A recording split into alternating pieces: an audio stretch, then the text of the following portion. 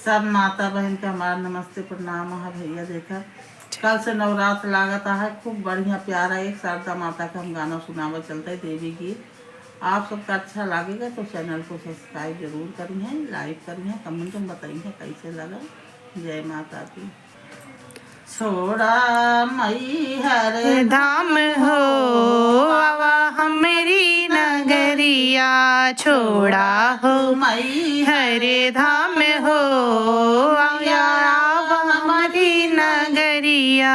हमारी नगरिया मैया, हमारी नगरिया, हमारी नगरिया मैया, हमारी नगरिया, छोड़ा मई हरे धाम हो हवा हमारी नगरिया।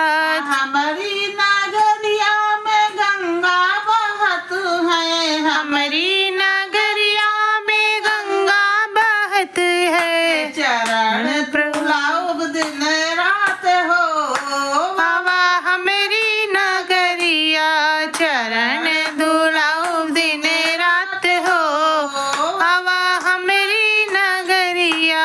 छोड़ मई हरे धाम हो हवा हमारी नगरिया।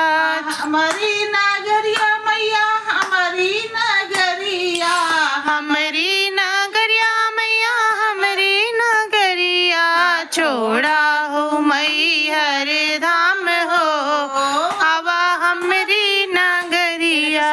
हमारी नगरिया में निमिया के पेड़वा, हमारी नगरिया में निमुआ के पेड़वा, झूलना ना झूलाइब दिन रात हो आवा हमारी नगरिया, झूलना झूलबै दिन रात हो आवा हमारी नगरिया।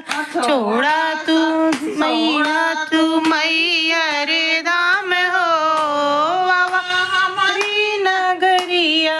हमारी नगरिया में अड़हुल का फुलवा, हमारी नगरिया में अड़हुल के फुलवा, माला बनबै दिन रात हो आवा हमारी नगरिया, माला बनबै दिन रात हो आवा हमारी नगरिया।